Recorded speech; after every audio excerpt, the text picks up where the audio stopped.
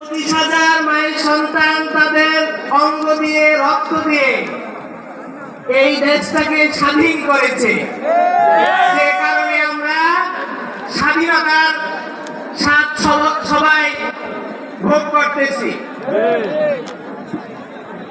আজকে স্বাধীনতার 1 বছর হয়ে গেল, কিন্তু বিচারের কোনো অগ্রগতি নাই।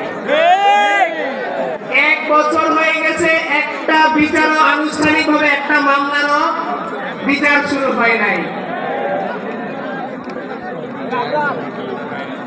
1 বছর হয়ে গেছে, আজকে জুলাই প্রক্লেমেশন এই পর্যন্ত ঘোষণাপত্র দেওয়া হয় নাই।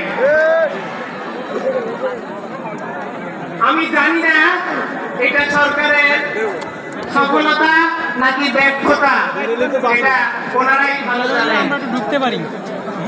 আজকে 1 বছর পরেও বিচারের জন্য শহীদ পরিবার রাস্তায় নামতে হয়।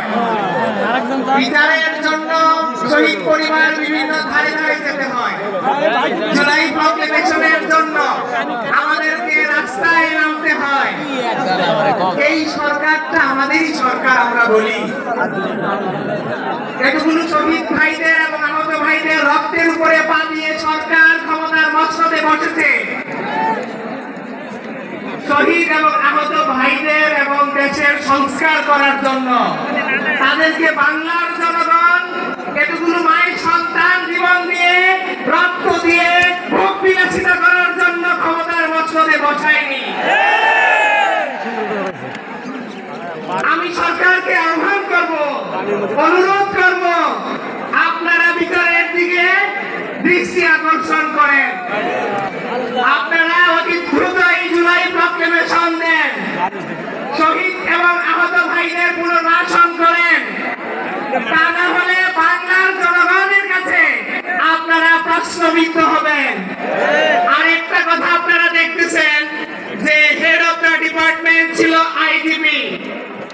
বিভিন্ন রকমের চক্রান্ত চলতেছে তাকে ক্ষমা করে দেওয়ার জন্য। আইজিপি যে পুলিশ বাহিনী এতগুলো মায়ের সন্তানের উপরে গুলি চালিয়েছে, আমি সবসময় যেটা বলি, একটা হত্যায় যদি একটা পুলিশ জড়িত থাকে তাহলে 2000 হত্যার জন্য 2000 পুলিশকে গ্রেফতার করা।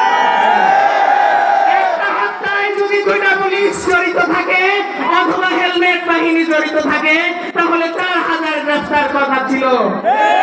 এই পর্যন্ত এই আমাদের সরকার যেটাকে বলি আমরা, কয়টা খুনিদেরকে, কয়টা পুলিশদেরকে গ্রেফতার করেছে।